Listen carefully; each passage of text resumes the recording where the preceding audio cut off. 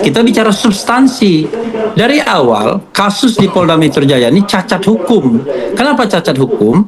Karena bertentangan asas dengan pasal 10 Undang-Undang Perlindungan Saksi dan Korban. Anda baca deh pasal itu. Pasal itu mengatakan bahwa ya saksi, pelapor itu tidak boleh dipidanakan. Kalau seandainya mereka dipidanakan, maka harus dihentikan sampai menunggu putusan pengadilan yang berkekuatan hukum tetap mengenai dokumen tersebut. Nah, karena itu kemudian kita kemudian mengajukan ini. Dari Bang Ade? Apa pertanyaannya? Pertanyaan saya Bang Refli. Apakah RRT ini adalah saksi atau korban? Itu dulu tuh. Nah, Bang Refli, saksi atau korban? RRT adalah yang korban saksi. Di sini kan adalah Bentar dulu. Bapak Insinyur Joko Widodo. Saya jawab. RRT adalah saksi. Kalau Anda beracuan di pasal 10 itu ternyata saksi dan korban itu. Di dalam surat pada tanggal 30 Juni yang disampaikan oleh Wakil Ketua TPUA Rizal Fadila ketika akan akan diadakannya gelar perkara khusus di Mabes Polri pada tanggal 9 Juli. Jadi dia diundang pada surat tanggal 30 Juni. Jadi suratnya bisa kami perlihatkan, sayangnya kan saya tidak di studio. Jadi kedudukan di mereka sebagai saksi sekaligus ahli itu clear. Karena dia diundang oleh TPUA di dalam gelar perkara khusus pada tanggal 9 Juli. Sementara yang lainnya, anggota-anggota TPUA adalah pelapor. Jadi kita mengatakan mereka ini punya dua kualifikasi. Berbeda, Bang Refli. Satu ada di Mabes Polri, yang satu ada di Polda Metro. Di Polda Metro Jaya pelapornya adalah esensinya Pak Jokowi. sama, bro. Esensinya Nggak sama. bisa, Esensinya adalah mengenai dokumen ijazah Jokowi. Bang Refli. Beda perkara gimana? Bang Refli harus ini paham justru dulu tidak bahwa lanjut. ini beda perkara, Bang Refli. Halo, bro. Enggak, Anda paham nggak? saya yang kasih paham, Bang Refli. Yang namanya di Mabes Undang-Undang Polri Perlindungan itu Saksi dan Korban membahas itu tentang mengatakan laporan Bang Egy terhadap pelapor dan Bapak Insinyur terhadap Joko Widodo. saksi Baik. Oke, tidak gantian. boleh Mungkin digugat, Bang Refli dulu tidak kita boleh dengarkan. dilaporkan secara pidana dan perdata. Kok Anda nggak paham sih? Iya, betul. Yang jadi masalah adalah TPUA melaporkan dugaan penggunaan dokumen palsu oleh Jokowi. Oke, pada tanggal 9 Desember 2024. Nah, betul. setelah itu Pas. Jokowi melaporkan mereka kepada Polda Metro Jaya. Harusnya Polda Metro Jaya tidak menindaklanjuti terlebih dahulu dan harus diselesaikan masalah ijazah palsunya itu. Saya jawab. Kan Anda paham ini kan satu rangkaian. Satu. Yang kedua, yang namanya Polri itu Kepolisian Republik Indonesia. Kok lain kasus gimana? Bahkan Anda lihat di Polda Metro, tidak hanya Polda Metro Jaya, di Polres dan lain sebagainya juga ditarik. Itu menunjukkan bahwa Polri itu satu kesatuan. Oke, saya jawab. Ya. Bahwa kemudian laporan Bang Egy itu di Mabes Polri terkait 263 kalau nggak salah. Ya. Nah, kalau itu kan persoalannya adalah dia mengatakan bahwa dia melaporkan bahwa ada penggunaan ijazah palsu, kan begitu? Nah, di Polda Metro Jaya jelas kok pencemaran nama baik, fitnah, manipulasi data elektronik, ya. Itu ini kan berbeda. kausalitas, bro. Jangan kita mengkaitkan antara dan Anda perlu tahu, Bang Refli. Bang Refli harus tahu bahwa pelaporan itu yang dilakukan oleh baik Bapak Insinyur Joko Widodo dan 3 masyarakat lainnya, enggak 3 masyarakat lainnya kena 4 pelaporan ya. Yang perlu kita tanamkan di sini adalah di situ tidak Bang Egy Sujana tidak dilaporkan. Karena saya tahu betul yang dilaporkan memang Roy CS. Lo gimana Anda bilang nggak dilaporkan? Ini harus dipahami. Jadi jangan gini Bang Refli. Kita jangan tahan dulu Bang Ade, Bang Refli, nanti kita lanjut lagi ya. Kita lanjutkan Egy lagi. Sujana, Roy Suryo Penjelasannya nanti usai jeda. Enggak begitu Bang Refli. Baik, Bapak-Bapak, tahu. kita kasih kesempatan lagi nanti ya, tapi kita harus jeda dulu sejenak ya. Tahan dulu, kita tahan dulu. Kita ngopi dulu. Bang Refli, kalau menurut Bang Ade, ini sebenarnya pertanggungjawabannya ini individu, jadi tidak bisa dihitung sebagai kelompok, Bang. Ya. Satu. tadi pernyataan Pak Jokowi yang ditanya wartawan itu menyesatkan. Seolah-olah RRT mau minta maaf. Nggak ada kita minta maaf. Tadi saya sudah jelaskan kan. Jadi penghentian penyidikan itu karena demi hukum dan karena sudah dicabutnya laporan. Itu satu. Yang kedua adalah kita bicara administratif dan substantif. Secara administratif, Anda bisa melakukan proses penyelidikan dan penyidikan kalau ada laporan polisinya. Dan laporan polisi itu kan satu nomornya di Pak Jokowi. Ketika itu dicabut, maka konsekuensinya, saya katakan konsekuensinya, gugurlah laporan itu. Saya tidak bicara mengenai tanggung jawab individual. Kalau seandainya Pak Jokowi mau lapor lagi, bikin ALP lagi, silakan. Kan begitu. Tetapi ini sudah selesai LP-nya karena sudah dicabut. Nah, tidak main-main pendapat ini dikemukakan oleh Komjen Pol Ugroseno, mantan Wakapolri, ya kan? Anda kan tidak bisa menyepelekan pendapat seperti itu. Jadi karena itulah kita mengajukan surat ini ke Irwasum. Kenapa kita tidak mau menyampaikannya kepada penyidik? Pasti subjektivitas penyidik kan. Irwasum kita berharap dia melakukan, namanya juga inspektur pengawasan umum, melakukan pengawasan umum, mengaudit kembali proses yang sudah berlangsung selama ini. Kalau memang sesat, melanggar hukum, maka kemudian konsekuensinya ini bisa dibatalkan. Jadi begini, kita ya melakukan perlawanan ini justru untuk membuktikan bahwa yang harus dibuka kembali itu adalah kasus yang dilaporkan oleh Egy Sujana dan teman-teman TPUA-nya. Kenapa? Karena itulah esensi dari perdebatan kita, yaitu soal palsu atau tidaknya ijazah Jokowi, bukan pada pemidanaan kepada warga negara. Itu persoalannya. Jadi kalau seandainya di dalam otak Ade Harmawan cuma memenjarakan orang, dia tidak ingin menyelesaikan masalah ini secara baik, secara tuntas dan Bang demi Refli, masyarakat saya tidak mau memenjarakan orang, tetapi yang perlu saat ini adalah kalau memang mau ditempuh restoratif, why not? Kenapa nggak dicoba? Cuman ego daripada klien saudara. Yang bilang restoratif siapa, ini bro? yang Kita menjadikan bilang, persoalan ini semakin panjang, bro. Sederhana sebenarnya, Bang Refli. Kalau dia mau mengikuti jejak daripada Bang Egy Sujana dan Damai Lubis, kenapa nggak dilakukan gitu loh? Terus yang kedua, membuka kembali persoalan itu harus melalui peradilan. Kita tahan dulu. Gimana Bang Ade? Kalau misalnya ada restoratif justice, kenapa enggak gitu ya? Iya, kenapa enggak kan dilakukan juga gitu loh. Jangan justru mengojolok-ngojolok bahwa wah ini harus turunannya sama, nggak bisa peran masing-masing. Saya tetap beracuan pada KWP yang ada saat ini. Paham dia susah. Jadi gini. Terus yang kedua adalah bahwa Bang Refli mengatakan bahwa ini satu rangkaian. Ya nggak bisa. Ini pidana, bukan tata negara.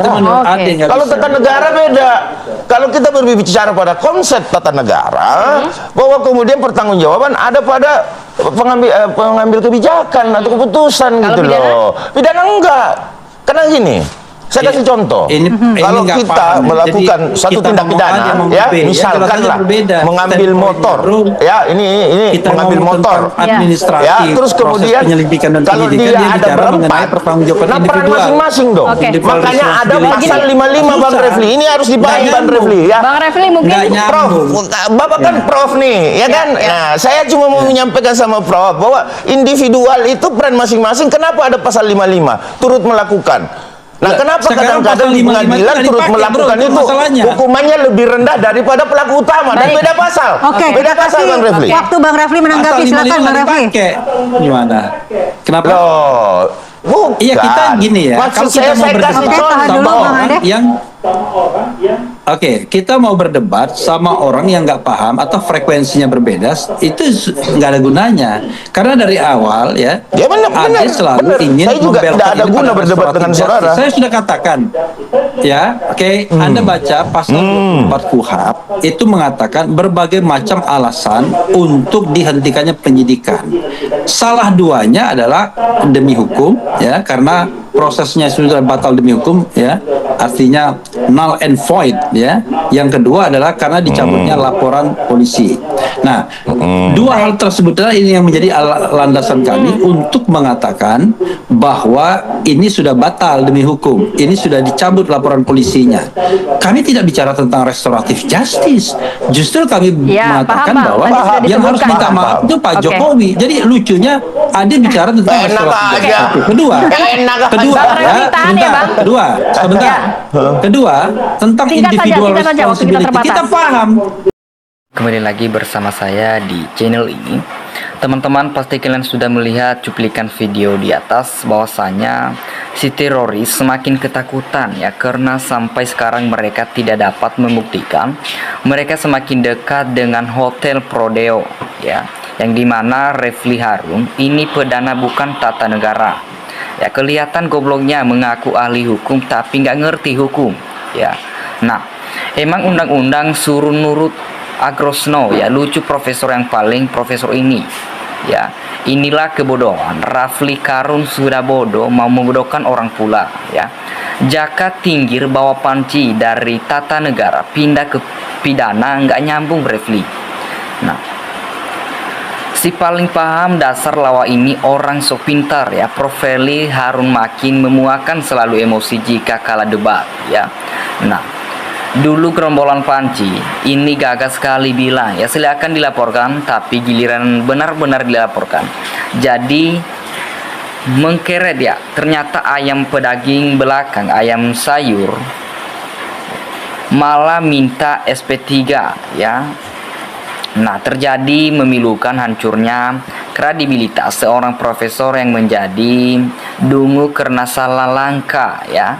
Enak aja Pak Jokowi suruh minta maaf, Refli mikir dulu ya. Ya, kenapa emangnya ingin teroris dibebaskan? Ya, jangan dong malu tanding di pengadilan nanti ya. Nah, Gloplonya lagi dikirim surat ke Irwasum bukan ke Kapolri ya. Nah, belajar lagi paling hukum pidana. Kau kan tata bicara negara aja yang kau pahami. Nah, begitulah kalau orang kalah debat. Kipli menuduh nggak paham lawan debatnya, kayak dia aja yang paling paham ya. Tapi trik debat jika terpojok sarang lawan debat itu trik yang digunakan grup panci dan kekuasa hukumnya. Nah, teman-teman, inilah gobloknya Refli. Kayaknya misalnya ada 5 orang merampok ya, yang satu minta maaf dapat RJ, yang 4 ikut bebas gitu ya. Enak aja begitu doang, nggak usah bikin penjaraan aja ya. Kalau ada satu minta maaf semua bebas ya, enak begitu hiduplah. Kira-kira tahu kan kenapa Kipli sampai dipecat-pecat ya. Nah, itulah kalau ahli atau pakar lompat pagar, saking bingungnya sudah lupa kepakaran ilmunya, muter-muter nggak jelas ya. Nah, Refli ini asbun masalah pidana jangan disamakan dengan urusan tata negara ya. Kopla ini orang sok tahu padahal otaknya kosong. Nah, kata si pengacara Totol bilang mereka satu kelompok ya. Pertanyaan ini, kalau satu kelompok kenapa pengacara kloter 1 dan 2 tidak sama ya, berarti tidak satu kelompok mereka. Dan juga pengacara tolol ini sangat tegas ya, selalu bilang dia bukan pengacara kloter 1 ya. HD mau membodohi orang ini, pengacara ahli tata boga ini.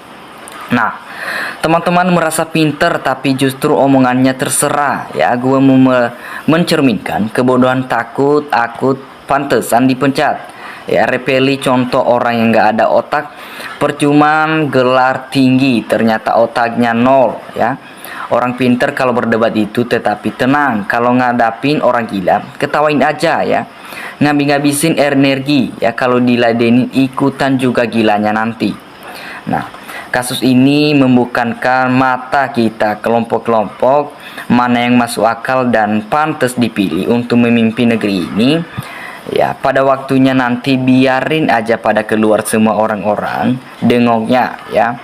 Refli salah masuk kamar orang, akhirnya bingung sering blunder ya. Tahu nggak usah dipanggil Prof de Repil, itu orang bodoh itu ya.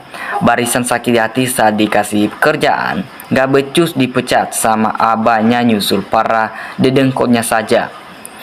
Nah, Pertanggungjawaban terhadap para pelanggaran hukum merupakan pertanggungjawaban perorangan ya atau individu masing-masing, bukan secara kolektif ya, sesuai perbuatan dan peran masing-masing tentang laporan polisi dalam perkara yang sama ya. Nah, cukup dibuat satu LP ya kalau ada kesempatan RJ terhadap dua tersangka yang lain perkaranya tetap jalan terus ya. Silakan ajukan peradilan biar pengadilan yang memutuskan saja ya. Nah, nggak bisa yang minta dicabut ya, katanya mau lawan kok diciut pula ya. Roy Suryo dan kawan-kawan muter mengelilingi matahari. Nah, Refli sampai mulut berbusa. Orang tidak percaya Refli jidat, sudah terlihat stres, tetapi aja nggak jelas, cari-cari alasan ya. Sama Bang Samar juga dibilang nggak paham, sendirian aja yang paham. Udah bang ya, tinggali aja, pulang lah ya. Semua orang dibilang paham, justru yang tidak paham aturan dengan hukum. Nah, kalau masalah ditahan, emang tahu omongan Roy Suryo ya, penelitian itu Refli. Nah, Rapeli nggak bisa dipakai. Negeri ini cuman buat gaduh-gaduh atau menguntungkan bagi bangsa Indonesia ya. Terbolak-balik sekelas RH yang katanya profesor, otaknya mulai balik ya. Apa karena saking bencinya ilmu hilang, akal hilang, akhlak hilang ya. Setelah Bang Tompel Kozinudin yang sukses memancarkan celinetnya kini mulai menjadi profesor ya, banyak hal diungkapkan Refli itu benar, tetapi kebenaran itu tidak dilakukan oleh Refli, malah dinarasikan oleh maksud lain. Itu namanya munafik dan disebut fasik. Nah, yang ini kalau ahli tata negara urusi masalah pidana, betapa bodohnya meskipun profesor, kalau ahli tata negara jadi pengacara, sekalian ahli kesehatan jadi pengacara juga. Ya, ini contoh kalau membela yang salah jadinya menjadi bodoh dan memalukan. Nah, teman-teman, intinya Refli Harun sudah mengakui bahwa penelitian masalah kasus ijazah Pak Jokowi itu berdasarkan asumsi. Terus Roy CS meneliti, setelah meneliti terus bilang ijazah palsu itu berdasarkan penelitian mereka saja. Ya. Nah, selalu mengatakan lawan bicara tidak tahu ya, atau tidak paham diri sendiri, berbicara di MK tidak becus. Nah, Pak Refli salah masuk kelompok teroris ya. Coba Pak Refli dukung undang-undang dasar ya, perampasan aset koruptor segera disahkan. Mungkin seluruh rakyat Indonesia mendukung Pak Refli ya. Pengacara dadakan merasa lebih ahli ya. Refli Harun bukan pakar tapi tanggaran, tetapi ahli tata congor. Nah, SP3 adalah kewenangan penyelidik, bukan kewenangan gerombolan tersangka, tetapi karena sudah lengkap alat bukti sehingga P21 sehingga harus dilanjutkan ke pengadilan saja ya, biar udahlah cepat gelar persidangan. Lama banget yang jelas, rumah publik sudah mengerti siapa yang harus dirusak ya. Nah, percuma dengar manusia yang ngaku pinter malah buat blunder ngaju ahli hukum TN, ngurusin ngibrung hukum pidana, tidak paham hukum pidana, hanya seorang yang pernah menjabat Wakapolri sebagai landasan argumennya sendiri. Ya, kami masyarakat Indonesia minta secepatnya proses hukum teroris dilengkapi untuk segera P21. Nah, teman-teman, murni hukum dari mana katanya Refli? Hukum dari Gung Jekrip ikut panci ya. Untuk berdebat dengan ternak panci harus bersiapkan balasan kalau dibilang nggak paham ya, karena serangnya cuman itu kalau kalah argumen. Nah, tapi dari awal sudah terbaca berujung angkatan tangan alias nyerah. Malu sendiri dengan dali RG ya, rombongan mulut bang gebang ya, ciri kepecat langsung keluar pro ya. Ini kayak orang jualan atau jamu bicara hukum pidana, koplak-koplak ya, omongan jadi patokan. Nah, enak aja minta cabut, ini bukan singkong ya, main cabut ini menuduh sampai ke kuburan orang tua. Nah, menghina atau meminta, mencemarkan, merendahkan atau serendah-rendahnya. Dulu Roy CS ini nantang minta dilaporkan ya, tapi kau bilo teroris sebagai ahli jelak digital tidak pernah hilang dari masyarakat. Saksiku di berbagai media mulutnya berkoar-koar ya, asal nganggap langsung menuduh ijazah 1M. Ya, Repti Karu semakin goblok mau menang sendiri padahal dia tidak berhenti busuk dendam dan gak ngerti hukum pidana. Nah, kasus pengen dihentikan tapi nggak mau minta maaf ya. Woi, ini negara hukum. Refli ternyata bodoh juga ya. Emang harus diwajib RT itu ditahan hukum. Ya, seberat-beratnya mereka sudah koar-koar memfitnah dan menuduh ijazah Pak Jokowi. Nah, teman-teman, dimanapun kalian berada, kasih tanggapan kalian di dalam komentar. Terima kasih.